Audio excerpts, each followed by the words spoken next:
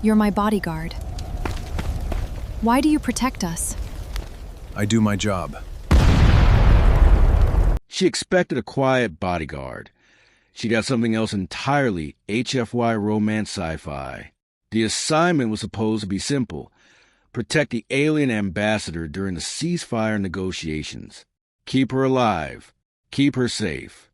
Get paid. Move on to the next job. My name is Marcus Steele. I've been a soldier for 25 years, and I've learned that nothing is ever simple. Aria Vex was not what I expected.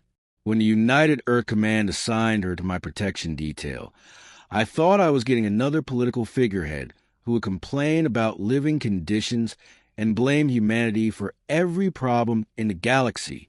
I protected 17 alien diplomats in my career. They all fell into the same pattern. Suspicion, demands, eventual disdain for human culture. Aria was different from the first moment I saw her. She was waiting in the spaceport terminal, her pale silver skin luminous under the fluorescent lights, her long white hair falling past her shoulders like something from a dream. She wore the traditional robes of her people, flowing, elegant, completely impractical for the war-torn city we'd be traveling through. And when she looked at me with those large, pale blue eyes, I saw something I hadn't expected. Curiosity instead of suspicion. "You're my bodyguard," she said. Not a question, an observation. "Captain Marcus Steele." I said, keeping my voice professional. "I'll keep you alive." "I know," she replied. "The delegation said you're human, that you have a specific set of instincts that make you exceptionally protective. I do my job." She smiled slightly. "I'm counting on that." The first 3 days were about logistics, getting her from point A to point B, establishing safe zones, reviewing security protocols. She was impressed by human military efficiency. She asked questions about why we did things certain ways. She listened to the answers instead of dismissing them. By day 5, I realized I was in trouble. By day 10, I knew I was going to break every professional rule I'd ever followed. It happened during the attack on the city's east sector. The ceasefire collapsed without warning.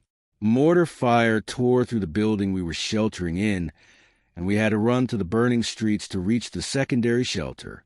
I grabbed her hand, pulled her through the chaos, felt her trust me completely as the world burned around us. "Stay with me," she said, not as an order but as a plea. "Always." I answered, and I meant it in a way that had nothing to do with my job. We made it to the shelter, a basement, reinforced, safe. But as we sat in the darkness, with fires raging above us and the sound of conflict echoing through the streets, I realized the real danger wasn't the war. It was my heart. "Why do you protect us?" she asked, her voice soft in the darkness. "Humans and my people have been enemies for centuries. You could let me die and no one would know." "I could," I said, "but I won't." "Because it's your job?" "No," I said, finally letting myself be honest. "Because I can't bear the thought of a world that doesn't have you in it." She was quiet for a very long time. Then her hand found mine. "That's not professional," she said softly. "No, it's not. It's forbidden. My people and yours. There are treaties against interspecies romantic involvement. I know. You could be dishonorably discharged, blacklisted from every security firm in the galaxy. I know." She turned to face me in the darkness, her pale skin luminous enough that I could see her face.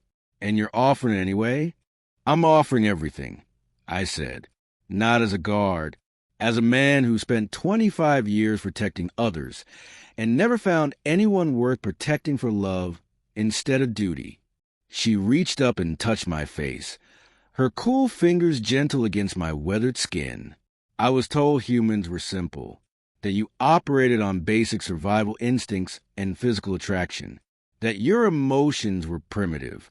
We are simple in some ways, but when we love with everything we are. It's not primitive. It's the strongest thing we're capable of. She kissed me then, in a basement while the world burned above us. And it felt like the most dangerous thing either of us could do. The ceasefire held. The negotiation succeeded. Aria returned to her people as a change ambassador, not because of me, but because she'd learned that humans weren't the enemy. She'd learned that humans could be brave, could be tender, could love across impossible divides. 3 months later, she requested reassignment to the new Interspecies Relations Council. She chose to base herself on Earth, in the same city where I was assigned next. She wore human clothes sometimes, jeans and jackets that made her look even more alien against her luminescent skin, and absolutely beautiful. 6 months later, we were married in a ceremony that broke every treaty, every regulation, every rule about species interaction. The galaxy called it a scandal, called it inappropriate, called it a distraction from serious matters. We called it home, on our first anniversary, as we stood on a balcony overlooking Earth's ocean. She asked me, "Do you regret it, giving up your career for this?" I pulled her close, my human warmth against her cool alien skin.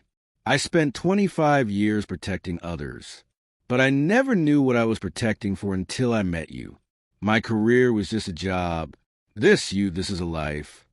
She rested her head on my chest, her white hair catching the sunset.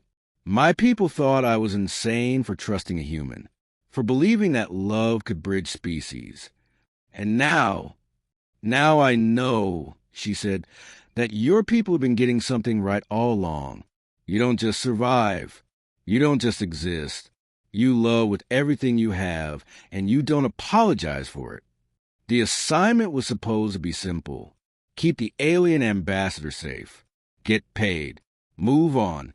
Instead, I found the one thing a soldier spends his life guarding. Something worth dying for. Something worth living for. Something worth breaking every rule.